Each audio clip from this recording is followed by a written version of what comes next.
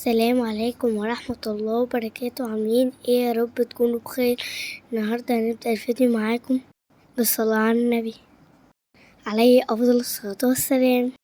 وحشتوني جدا، ياريت تحطوا لايك وتتابعوا الفيديو للآخر. هنعمل برجر فراخ مع بعض. شكله بيتكلم عن نفسه.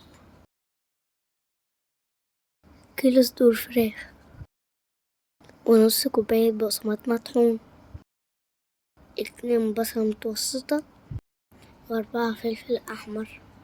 والتوابل دي مهمة جدا: معلقة كبيرة بابريكا مدخنة، معلقة كبيرة بصل بودر، معلقة كبيرة خلطة البرجر، ومعلقة كبيرة نشا، نص معلقة ملح وفلفل أسود وكزبرة وتوم بودر وزعتر. نفرم البصل والفلفل الأول والتوابل.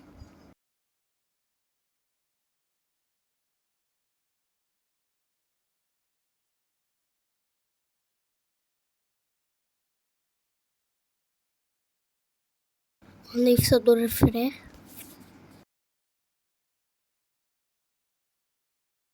وبعدين هنضيف البقسماط،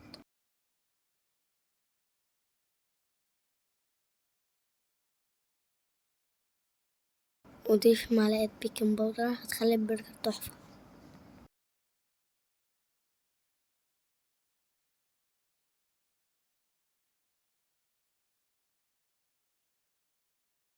هنقلب في طبق مدهون زيت علشان الخليط ما يلزقش، وهنستخدم كيس مدهون زيت، وايدينا لازم برضو تكون مدهونة زيت. اخد قطعة برجر واحطها على الكيس ونفردها، ونجيب اي قطعة عندنا او طبق ونظبط شكل البرجر. هخلص كل الكمية بنفس الطريقة. مش محتاجين مكبس برجر. والكيلو بسم الله ما شاء الله عامل كمية كبيرة جدا.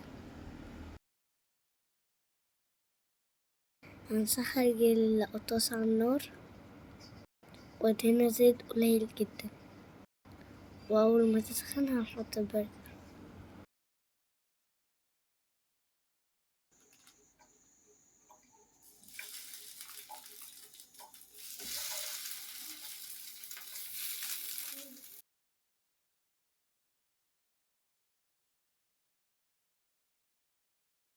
لما البرجر يستوي نقلبه على الناحية التانية.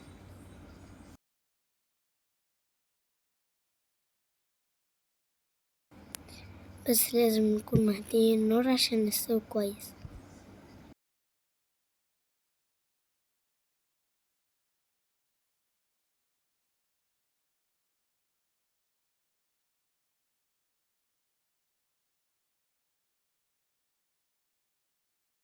عملت جزء منه وهنشيل الباقي في الفريزر. الكيلو عمل 25 قطعة. فعلا موفر جدا وطعم خطير، زي برجر الشركات بالظبط وأحلى كمان. مكونات مضمونة ومعمولة في البيت. جربي الطريقة دي ومش هتشتريه تاني أبدا.